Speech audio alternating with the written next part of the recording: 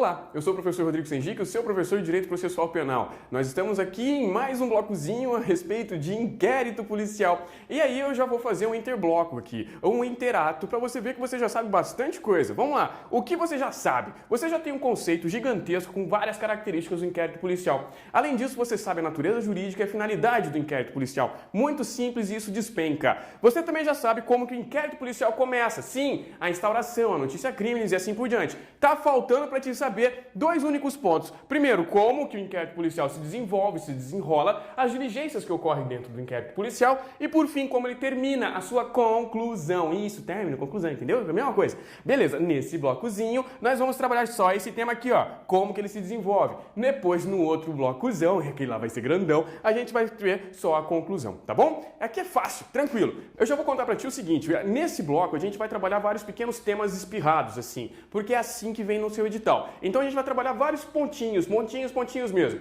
tentando ver quais são todas, sim, todas, tentando passar por todas as possíveis questões que vão passar, que vão poder correr aí no seu concurso. Vamos lá, primeiro tema, as diligências do inquérito policial. Com relação às diligências do inquérito policial, você deve parar e dar uma olhida agora nos artigos 6º e 7º do Código de Processo Penal. Dê, sim, um pause. Neste momento eu farei aqui uma careta bonita para você ler enquanto dá um pause. Beleza, deu pause e vamos voltar. Agora é o seguinte, esses artigos caem transcritos, sim, transcrição desses dois artigos. Eu não posso parar para ler contigo, você já fez isso. Então eu só vou dar as dicas do artigo 6º e aí depois as dicas do artigo 7º. Primeira coisa, artigo 6º traz uma ordem lógica do que a polícia deve fazer numa cena de crime. Pode olhar aí, ó, vai estar assim, o policial deve se dirigir ao local do crime e isolar o local. Beleza, para quê? Para trabalho dos peritos. Ó, que legal! Então o agente, que é o agente, vai entrar e vai só isolar para que alguém trabalhe. Quem vai trabalhar? Os peritos. Depois disso, a polícia vai colher os objetos que têm relação com o fato. Depois disso, vamos colher o quê? As provas. E assim vai indo. Essa relação tem, sim, uma ordem cronológica, basicamente uma ordem lógica. Era cobrado dentro dessa ordem. Hoje não se cobra mais dentro dessa ordem. Hoje o pessoal, os concursos cobram de qualquer jeito. Então, às vezes vai cair o primeiro inciso do artigo 6º e às vezes vai cair o último. Tá tudo certo, não tem problema, tá bom? Mas o que mais costuma cair tá aqui, ó. Ó, inciso 1º, 2º e 3º. Esses despencam. Então eu preciso que tu, antes da prova, leia artigo 6º,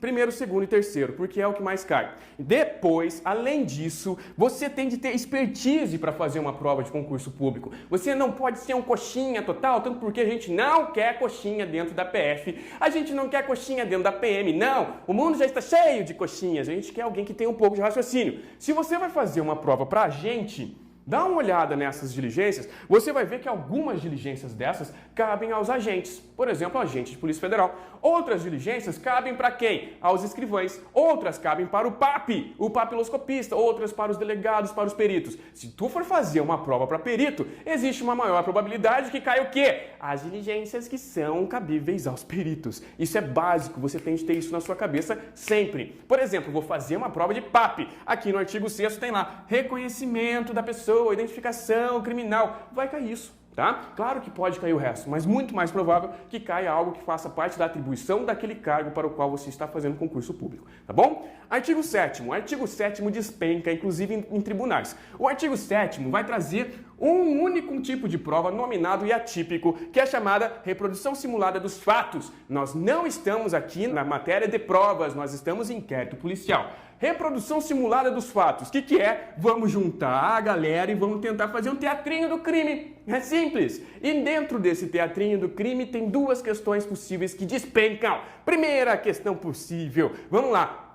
Eu posso fazer a reprodução simulada dos fatos desde que a reprodução, esse teatrinho, essa malhação não seja contrária à moralidade e aos bons costumes. É por isso que, em regra, a gente não vai fazer uma reprodução simulada de um estupro. Claro que não. Por quê? Porque é imoral, vai contra os bons costumes, tá? Agora, se você conseguir fazer essa reprodução sem ser imoral, pode ser sim. Beleza, vamos supor lá as 4 crianças, entre aspas, os 4 adolescentes que estupraram coletivamente as meninas e jogaram da pedra. Pô, foi feita a reprodução? Foi, mas foi feita com cuidado, com carinho, para que ninguém fosse exposto além do necessário, tá? Então, não posso reproduzir os fatos se isso for contra a moralidade e os bons costumes. Essa é a primeira questão. A segunda questão é o seguinte: e a participação? Sim, sempre cai. A participação do ofensor, a participação do réu, se for dentro do processo penal, já fora do inquérito policial, lá na frente, na persecução penal, o cara é obrigado a participar do crime que ele cometeu? Melhor, o ofensor, ele é obrigado a participar dessa reprodução simulada dos fatos. Você vai dizer Não, porque ele tem o direito de ficar calado, mas, entretanto, ele é obrigado a estar lá. Olha que legal. Sim, vamos reproduzir o fato? Vamos. O cara pode ir, sentar na sala, pegar um copo d'água e ficar olhando os peritos reproduzirem os fatos, olhando os peritos, assim, fazendo teatrinho de como a Suzane Richthofen matou os pais, a facada, a machadada e assim por diante, tá bom? Mas ela não é obrigada a participar ativamente. Ela tem o direito de presença, ela tem de estar lá. Tá ok? Essa é a segunda questão que pode cair. São os pontos importantes das diligências. Digo de novo, se tu não deu pause agora e leia artigo 6º e artigo 7º. Eles caem. Geralmente transcrição. Próximo tópico, falei, vai ser tudo espirrado. Requerimento contra requisições. Requerimento versus requisições. Sim, parece a mesma merda, mas não é. No direito, quando a gente troca uma vírgula, muda tudo. Requerer é uma coisa, requisitar é outra coisa. Quem faz requerimento? Dentro do inquérito policial, quem vai requerer alguma coisa é a vítima e seu representante legal ou o ofensor, exatamente, o suposto criminoso. Eles vão requerer a quem? A quem vai tocar o inquérito pra frente, porra, quem que é o cara que preside o inquérito? O delegado. Então a vítima quer que algo seja feito dentro do inquérito, vai pedir pro delegado, simplesinho, vai pedir, vai solicitar. E se é um pedido, se é uma solicitação, o delegado pode negar. Lembrem-se que o delegado, ele vai tocar o inquérito policial, que é o quê? Discricionário. Ele realiza os atos do jeito que ele quiser, do jeito que ele acha que é conveniente e oportuno. De forma diversa, requisitar é diferente. Requisitar, requisição. Quem requisita não é mais a vítima, não é mais o ofensor. Quem requisita é quem? O Ministério Público e o juiz, tá? Esses dois caras aqui, eles vão requisitar também o delegado. Quando o Ministério Público ou o juiz, eles requisitam algo, não são as pessoas que estão requisitando algo. Não. É o quê? É a lei que está requisitando algo através da pessoa do promotor, através da pessoa do procurador. É a lei que está requisitando algo através do juiz. Ou a própria Constituição que está requisitando algo através dessas duas criaturas. Por isso, o delegado não vai poder negar as requisições. Simplesinho mesmo. O Ministério Público requisitou algo esdrúxulo. O delegado, muito safo, ele não vai simplesmente sentar em cima da requisição. Não. O delegado vai chegar e vai falar assim: senhor, doutor, meritíssimo, e assim por enquanto. Vossa Excelência, vamos lá, né? Promotor, é o seguinte, você quer mesmo isso? E o promotor vai falar assim: sim, eu quero isso. E o que o delegado vai fazer? Tá bom, né? E vai fazer, tá? É assim mesmo que funciona, beleza? E aqui, nesse momento, a gente tem uma questão que é muito recorrente em prova, vem sempre, é o tal do exame de corpo de delito. O que é o exame de corpo de delito? Não é o nosso tema da aula, mas o exame de corpo de delito é uma perícia que é realizada em cima do corpo de delito, os vestígios deixados por um crime, pela infração penal. O que você deve saber é o seguinte: o CPP fala assim, sempre, que um crime deixar vestígios é necessário realizar o exame de corpo de delito. Sempre. E aí, a pergunta vem aqui, ó. Se o Ministério Público requisitar o exame de corpo de delito, o delegado pode negar? Claro que não. Não pode porque, já começa aqui, é uma requisição. E também não pode porque o exame de corpo de delito pelo Código de Processo Penal é obrigatório. Aí vamos à pergunta da sua prova. E se a vítima requerer o exame de corpo de delito? O delegado pode negar? Não pode. Não vai poder negar, não porque é um requerimento. Não. Mas porque o exame de corpo de delito pelo Código de Processo Penal é obrigatório, tá ok? O delegado, inclusive, ele deveria ter feito sozinho. Não fez porque comeu barriga. Aí a vítima só vai lá e dá um tapa na cabeça dele. Pedala, delegado! Eu preciso que você faça o exame de corpo de delito, tá bom? Próximo pontinho. Vícios do inquérito policial. Eu não sei qual é a tara dos concursos públicos, mas eles sempre cobram essa merda. Vamos lá. Pra gente começar, eu só quero que você pense o seguinte. Pensa no caso de você ser chamado para jantar na casa de um amigo. Vai a jantar aqui em casa, sem nenhuma descrição do jantar, sem nada. Se você aparecer de bermuda e mocassim, beleza, tá tranquilo. Agora, se esse seu amigo te manda um convite e fala assim, o traje é social. Se você aparecer nesse jantar de traje social, que era para ter traje social de bermuda e mocassim, você não entra. Não entra. Por quê? Porque agora eu passo a ter uma formalidade. O nosso jantar passa a ser formal. Você tem de usar aquela roupa. Sempre que você tiver uma formalidade, se você trupicar e não obedecer a formalidade, você tá fora. Deu merda. Agora olha para o inquérito policial. O inquérito policial, você sabe comigo, ele é informal. Ele é informal, ele é informal, ele é informal. Se ele é informal, há formalidades a serem obedecidas? Não é o nosso jantar de traje social, professor? Não! É o quê?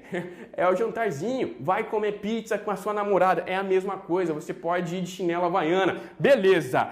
Isso significa que, se é informal, os vícios, as formalidades não existem e os vícios que acontecem aqui dentro não têm força. Os vícios, eles são todos assim, atenuados, não interessa. O que interessa no inquérito policial é você chegar à justa causa para dar origem à ação penal. Vem aqui comigo no quadro. Nós temos o inquérito policial. Ele vai dar origem à ação penal. Ele vai fundamentar a ação penal. Através do quê? Através da justa causa. Então, esse inquérito ele pode ser capenga, esse inquérito pode ser monstruoso, teratológico. Se a ação penal que se originou daqui se originou sim com base na justa causa, o lastro probatório mínimo acerca de materialidade e autoria, não interessa, não há ligação entre essa ação penal e esse monstrinho aqui do inquérito policial todo viciado. Questão de concurso vai ser assim.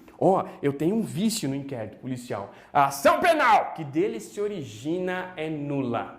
Certo ou errado? Errado. Essa ação penal não será nula. Na verdade, os vícios do inquérito policial não se comunicam à ação penal que se origina dele. Tá bom? Facinho mesmo, tranquilo, é só essa pergunta que cai. Você quer ver um exemplo tosco? Opa! O delegado precisa fazer um relatório final. Relatório aqui, tá bom? Se o delegado comeu barriga, não fez o relatório, há um vício do inquérito policial?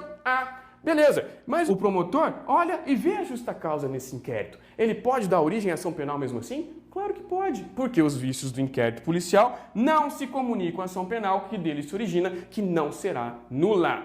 Próximo tópicozinho, indiciamento.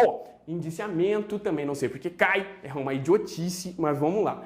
Indiciamento. Isso aqui, inclusive, eu te faço aqui agora um desafio. Procure no seu Código de Processo Penal a palavra indiciar. Não existe. Isso não está no Código. Apesar de não estar no Código, é uma formalidade que o delegado, somente o delegado pode realizar. Isso significa que o Ministério Público pode mandar o delegado realizar? Não. Faz parte da discricionariedade do próprio delegado. O juiz pode mandar o delegado indiciar alguém? Não. Faz parte da discricionariedade do cargo de delegado. Mas o que significa indiciar? Indiciamento nada mais é do que um juízo de probabilidade. O melhor seria dizer probabilidade, mas eu não vou amarrar sua cabeça não, tá? Você vai chegar e vai puxar alguém de um pool de suspeitos, tem lá uma bacia de suspeitos, você vai pegar uma pessoa que é mais suspeita do que as outras. Essa pessoa que é mais suspeita do que as outras será indiciada. Então para comigo e pensa num homicídio numa cidade pequena. É sempre esse exemplo porque é o que você vai gravar.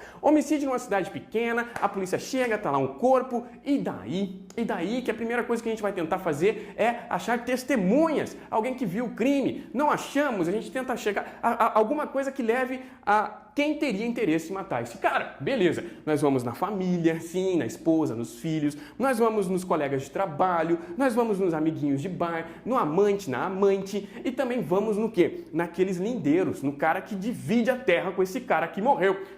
Exatamente. Vamos fazer isso, vamos levantar essas informações aonde? No bar, Na igreja e no puteiro. É sempre assim. Bar, igreja e puteiro. Puteiro, ninguém vai falar nada porque puta é fiel pra caramba aos seus clientes. Na igreja, ninguém fala nada porque Deus sempre está ouvindo tudo, né? Deus é onisciente, onipotente, onipresente. E no boteco, todo mundo fala porque a cerveja, a pinga, solta a língua. Beleza. Aí nós temos lá um baita de um bastião de suspeitos. Aí a gente tem aqui uma bacia de suspeitos. Todo mundo triste, aqui tá vendo? Né? Todo mundo triste com a morte da pessoa. Até o vovô tá triste, né? O que a gente vai fazer? A gente pega esse pool de suspeitos, começamos a investigar e descobrimos assim, parece que foi vovô. Sim, eu tenho elementos de convicção que fala assim, porra, foi esse velho filho da puta que matou o filho. O que a gente vai fazer?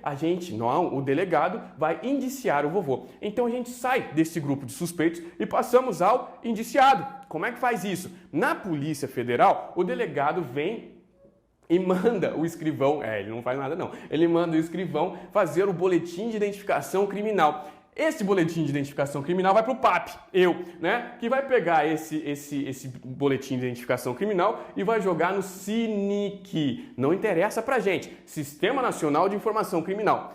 O que eu vou fazer? O PAP só pega o boletim e joga nesse sistema. A partir daqui, vovô foi indiciado, ele consta como indiciado. Terminou o inquérito policial, o nosso lindo, querido, maravilhoso promotor ou procurador chega e fala assim, foi ele mesmo, eu tenho justa causa, vou propor ação penal contra ele. Vai e denuncia esse cara, que passa a ser chamado não mais de indiciado, mas de denunciado ou acusado. Beleza, isso aqui já é problema do MP. Quando esse cara for citado na ação penal, de acordo com o código, ele passa a ser chamado de réu. Então, olha só, olha que lindo. Suspeitos e indiciados só existem no inquérito policial. Terminei o inquérito policial, não tenho mais os suspeitos e indiciados, a gente muda de nome. Beleza, isso não é importante. O que é importante é o seguinte, beleza, olha o que é importante. Cadê? Aqui. O que é importante é isso aqui, ó. É uma formalidade do delegado, mas ela não é essencial. Não. Então pode acontecer de terminar o inquérito policial sem nenhum indiciado. Porque o delegado não quis indiciar ninguém, por exemplo. Dane-se. E o promotor olha esse inquérito e fala assim, mas eu acho que eu tenho justa causa contra o vovô. Vovô, filha da puta, né? Vovô, olha ali, esse bigodão de filha da puta. Vamos fazer o quê? Eu vou propor ação penal. Então, ele pula a fase de indiciamento que não é necessária. A pergunta é, o promotor pegou esse inquérito, ele olha e fala assim, não tem indiciado, vou mandar o delegado indiciar. Não pode. O juiz olha e fala assim, não tem indiciado, vou mandar o delegado indiciar. Não pode. É discricionariedade do delegado. Pior, acabou o inquérito policial. Esses caras aqui, MP e o juiz, podem olhar e falar assim, delegado, você comeu barriga, indicie. Não. Porque acabado o inquérito policial, não pode mais haver indiciamento. E por fim, com relação ao indiciamento, que eu acho que é o que mais importa pra gente, porque tu é concurseiro, é o caso da nomeação, né? O cara tem 15 indiciamentos, mas não tem nenhuma condena, ele não pegou nada ainda, ele só está indiciado. Por exemplo, ele é traficante, ele é contrabandista de cigarro, né? Contrabando e descaminhante de cigarro. Aí eu pergunto, caiu 15 vezes, nós temos o cara indiciado 15 vezes. Esse cara passa no concurso público para a Polícia Federal. Ele poderá ser nomeado? Sim! Diz o STF que sim. Esses indiciamentos, eles não podem nem constar na folha de antecedente. Por quê? Porque o indiciado não é culpado. O indiciado, em cima dele, do suspeito, do indiciado, do denunciado, acusado e do réu, ainda vige quem? O princípio da inocência. Todos esses caras aqui, todos são inocentes. Apesar do cara estar subindo na escala de probabilidade de ter sido criminoso, ele ainda é inocente. Só deixará de ser inocente quando ele for o quê? Vamos escrever direito aqui, condenado. Aí ele deixou de ser inocente. Isso aqui não pode aparecer nos antecedentes criminais. Então, se você tiver 15 indiciamentos, todos, você poderá, de acordo com o STF, ser nomeado. Então, beleza, né? Pode traficar à vontade, só não pode ser condenado. Vamos lá? Próximo tópico, valor probatório.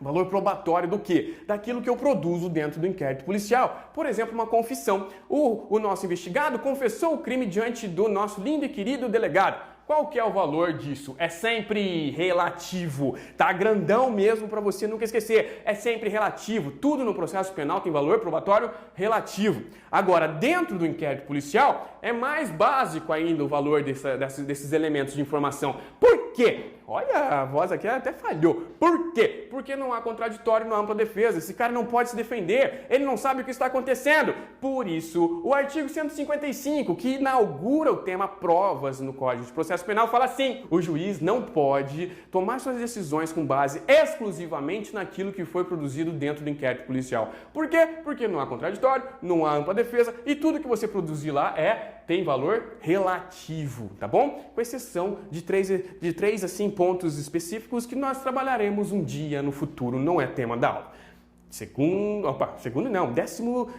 Vigésimo tópico de hoje. Incomunicabilidade. Isso aqui é uma excrescência. Isso aqui deveria ter sido arrancado do Código de Processo Penal. Olha o que o artigo 21 fala. O artigo 21 fala assim: por decisão judicial no interesse da sociedade ou conveniência da investigação, sim, a pedido da autoridade policial e ouvido do Ministério Público, o juiz pode decretar a incomunicabilidade desse investigado.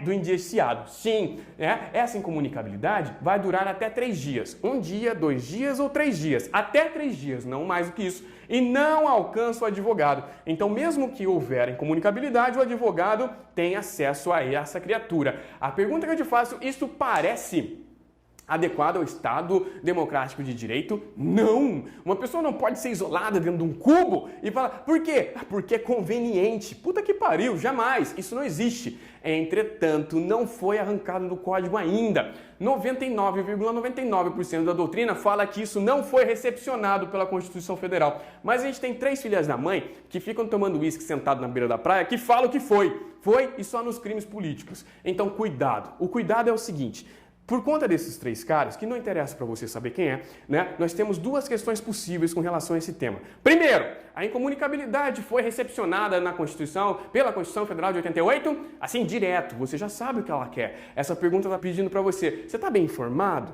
Você acha que isso aqui é condizente com o Estado Democrático de Direito? E a sua resposta será: não, não foi recepcionado. Ponto.